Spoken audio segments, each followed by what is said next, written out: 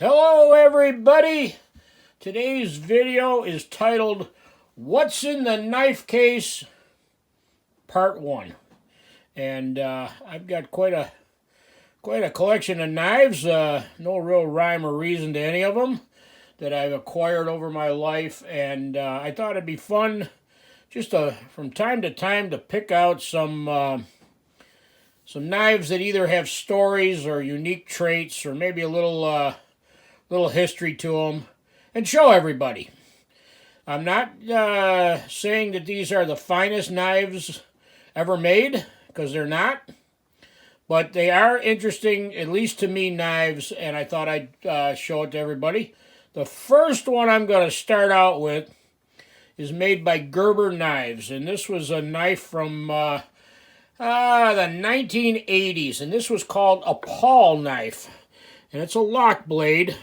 But instead of the traditional lock blade, it pivots on this point right here. It's their Gerber pawl knife. It's stainless steel. I believe it's rosewood handles. And there is the factory sheath that goes with the pawl knife. The next couple of knives I want to show everybody are a couple of knives made by Imperial. These were inexpensive pocket knives back in 40s, 50s, maybe early 60s. The first one is and you see a lot of these out there. These are the Camp Kings, and they have a large blade, a can opener.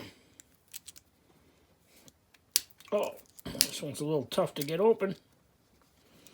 A flat screwdriver and a bottle opener.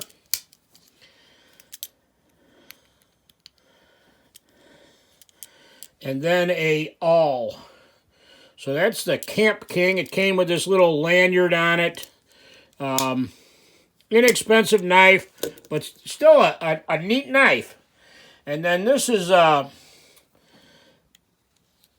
their fisherman's model. Imperial Knives made a fisherman's model, and it had the fish on the handle, had a bottle opener, a fillet knife, and a serrated edge here, I guess to scale your fish. I'm not saying this was the greatest fillet knife ever created, but I think it's kind of cool.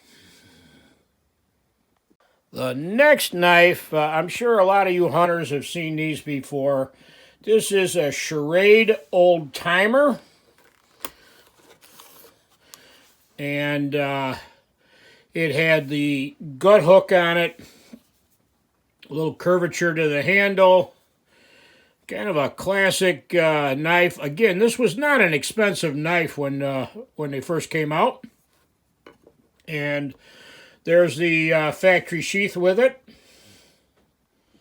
Here's another lock blade.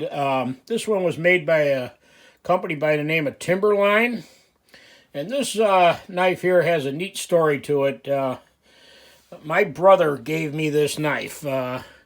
We were deer hunting, and he had just finished field dressing a real nice deer that he got, and he used this knife, and then he asked me, he says, "Hey, would you like this knife?" And I said, "Well, sure." He says, "Maybe it'll bring you some luck also." So I've had this knife ever since. It's got a little clip that clips to your pocket. It's a neat little knife, holds an edge pretty good, and I got a lot of sentimental value behind it, being that it came from my brother. The next two knives are a couple of handmade knives. Here's a little handmade Damascus blade neck knife. And then here is a great big Bowie knife. You can see the size comparison there. The Bowie knife has got a stainless steel blade, cherry handle, brass guard on it.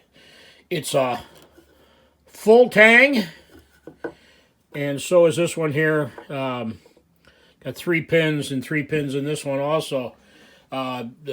They both are razor sharp knives, a couple of handmade knives. This is just the tip of the iceberg. You never know what you're going to find in the knife case. Stick around for part 2. And thanks for watching. Take care till next time, everybody.